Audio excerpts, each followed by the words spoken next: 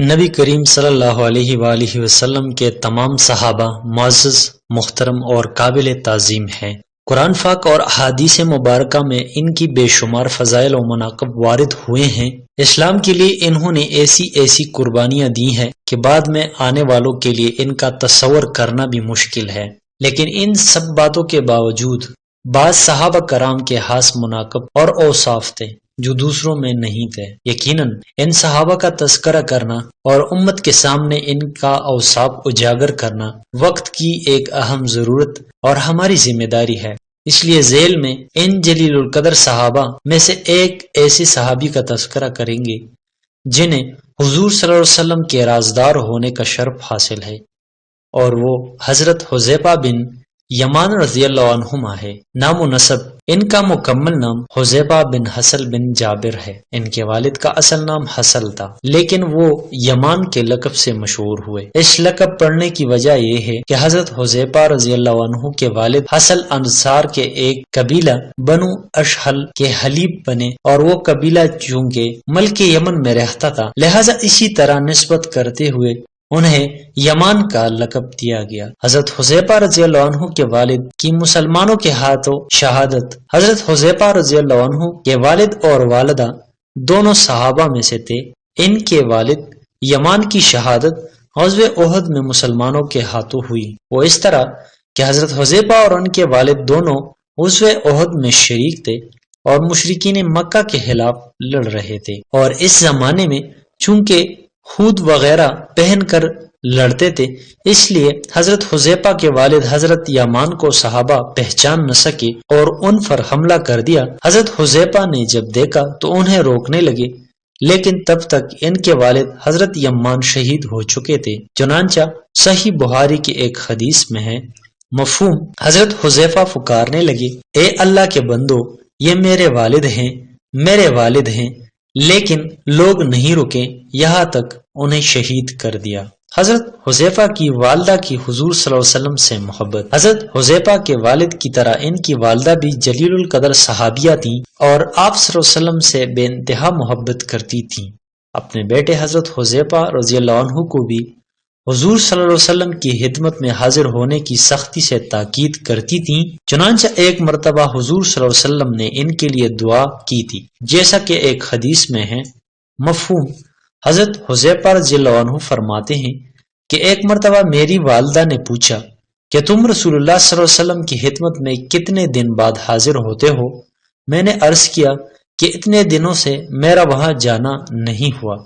اس پر انہوں نے مجھے سخت ڈانٹا۔ پھر حضرت حذیفہ رضی اللہ عنہ حضور صلی اللہ علیہ وسلم کی خدمت میں حاضر ہوئے اور سارا ماجرا بتایا، تو آپ صلی اللہ علیہ وسلم نے حضرت حذیفہ اور ان کی والدہ دونوں کے لیے دعا کی۔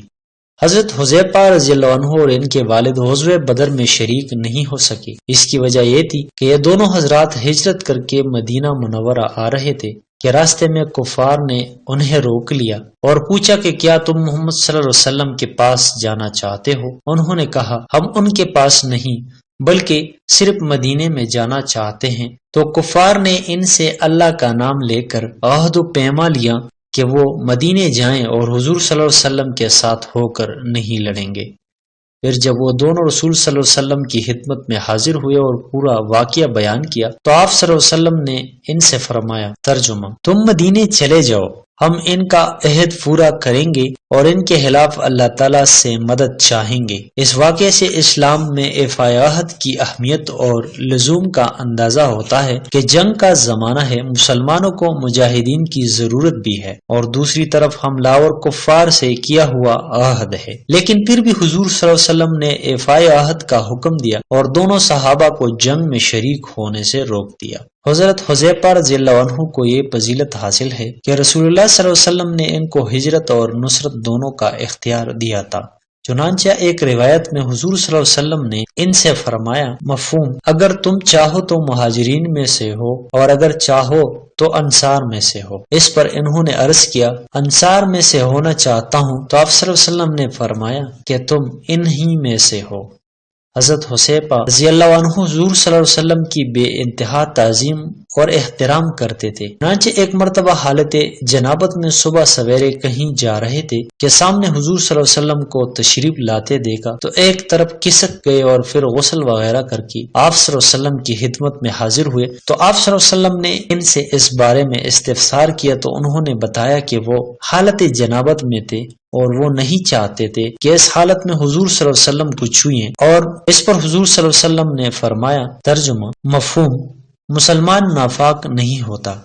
حضرت حذیفہ رضی اللہ عنہ کا جنابت کی حالت میں حضور صلی اللہ علیہ وسلم کا جسم چھونے سے گریز کرنا ان کے دل میں آپ صلی اللہ علیہ وسلم کی بے انتہا عظمت و احترام کی دلیل ہے۔ حضرت حذیفہ رضی اللہ عنہ کے بہت سے خصائص و مناقب احادیث میں وارد ہوئی ہیں، جن میں بعض کچھ وضاحت کے ساتھ ذیل میں ذکر کیے جاتے ہیں۔ صحابہ کرام عام طور پر حضور صلی اللہ علیہ وسلم سے خیر، بلائی اور نیکی سے متعلق دریافت کیا کرتے تھے، لیکن حضرت حذیفہ ان کے برعکس شر اور فتنوں وغیرہ سے متعلق سوالات کیا کرتے تھے تاکہ ان سے بچا جا سکے۔ اس لیے فتنوں، علامات قیامت اور منافقین کے احوال سے متعلق احادیث کا اچھا خاصا ذخیرہ ان سے منقول ہے۔ حضرت حذیفہ رضی اللہ عنہ کی ایک خصوصیت یہ تھی کہ انہیں اپنے جذبات پر مکمل قابو اور کنٹرول تھا، کیسے بھی تکلیف دہ حالات ہوں، لیکن حضرت حذیفہ کبھی اپنے ہوش جذبے کے ہاتھوں مغلوب نہیں ہوئے، جیسا کہ درج ذیل میں 2 واقعات اس سے یہ بات واضح ہوتی ہے۔ ان کے والد یمان کو ان کے سامنے شہید کیا گیا، لیکن ان کے منہ سے صرف اتنا نکلا، مفہوم اللہ تعالیٰ تمہیں بخشے، حالانکہ ان کو اپنے والد سے بہت محبت تھی۔ چنانچہ حضرت عروہ بن زبیر فرماتے ہیں، مفہوم اللہ کی قسم، حضرت حذیفہ کو اپنے والد کے اس طرح شہید ہونے پر ہمیشہ غم رہا، یہاں تک کہ وہ اللہ تعالیٰ سے جا ملے۔ حضور صلی اللہ علیہ وسلم نے حضرت حذیفہ کو غزوہ خندق کے موقع پر مشرکین مکہ کے لشکر کی طرف جاسوس بنا کر بھیجا۔ ان سے فرمایا، مفہوم جا کر ان کی خبر لے آؤ، لیکن انہیں مت اکسانا، یعنی کوئی حرکت نہ کرنا۔ حضرت حذیفہ رضی اللہ عنہ فرماتے ہیں کہ میں مشرکین مکہ کے لشکر میں گیا تو وہاں ابو سفیان سامنے بیٹھا تھا۔ میں نے ترکش سے تیر نکال کر اس کو مارنا چاہا، لیکن مجھے حضور صلی اللہ علیہ وسلم کا فرمان یاد آ گیا، اس لیے میں کچھ کیے بغیر واپس آ گیا۔ اگر میں اس کو تیر مارتا تو یقیناً اس کو لگتا۔ حضرت حذیفہ رضی اللہ عنہ کو حضور صلی اللہ علیہ وسلم کا رازدار ہونے کا شرف۔ حضرت حذیفہ رضی اللہ عنہ میں وہ تمام صفات موجود تھیں جو کسی کو رازدار بنانے کے لیے ضروری ہوتی ہیں، اور ان میں بالخصوص اپنے جوش و جذبات پر کنٹرول اور قابو رکھنا ہے۔ چنانچہ انہیں ودادات صلاحیتوں کی بنا پر حضور صلی اللہ علیہ وسلم نے انہیں اپنے رازدار بنانے کا شرف بخشا، اور فتنوں سے متعلق اور منافقین کے ناموں اور ان کے احوال سے متعلق پوری تفصیلات سے حضرت حذیفہ رضی اللہ عنہ کو آگاہ کیا۔